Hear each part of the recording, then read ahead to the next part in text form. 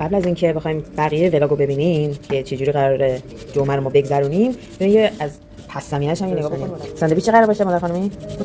کتلت گوشت قراره باشه. بله بنده بسیار بد غذا هستم.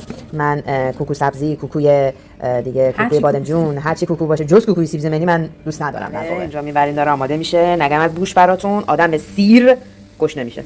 سیر گوش نمیشه به روایت چوسی دیگه. از اینجور داستانا مادر خانم رفته بر من یه سری خوراکی‌ها گرفته. من اینو تا حالا امتحان نکردم، نمیدونم چه جوریه.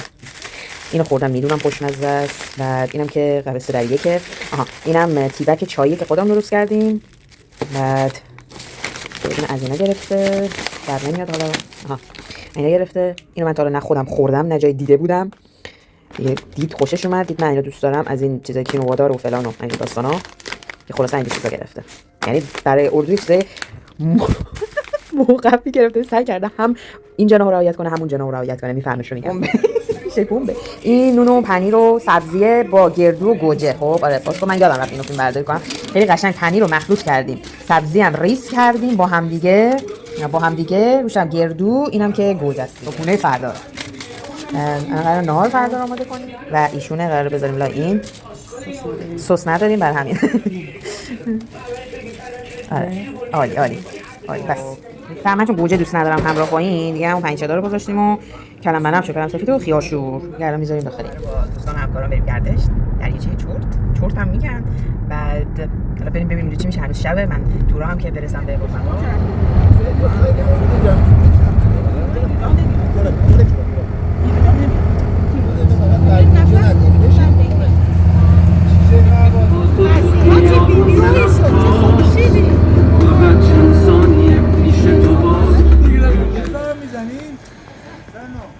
بالای کار طرف فیلم دیدم خاکستر دیدم تعجب کردم. ما خاکستر نمیزنیم. خاکستر چیه؟ همین دشو داشتن درست میگن خاکستر، من تعجب کردم. یا خاکستر نه هم دشو دارن. میدونم. ما دیوار نمو من مادرم درست میگم. میگم یکی فیلم دیده بودم خاکستر تعجب کرده.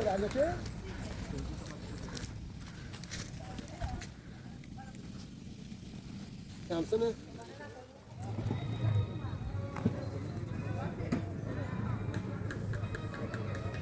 تنها نکته بدی آنتن نداره، هیچ نوع آنتنی ها، یعنی در حد امرجنسی کاله. انقدر آفتاب بودم که مجبور شدم از دسته جدا بشم بیام زیر درخت برای خودم یه سایه بشینم. خیلی آبی نهایت مشکله که عکاس شدم دیگه، از همه عکس میگیرم دیگه. خیلی دلم چه بلاگر باشی دیگه، همین دیگه کار عکاسی ده خورده بهتره.